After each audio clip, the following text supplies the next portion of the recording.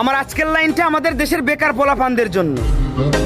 6 থেকে 7 বছর বয়সে পড়াশোনা শুরু করবা, 25 থেকে 26 বছর বয়সে তা শেষ করবা। এবার মা বাবার কাছে পর্যাপ্ত পরিমাণ টাকা না থাকায়, অফিসে মামা খালু না থাকায় বছরের পর বছর ঘুরেও চাকরি মিলতেছে না।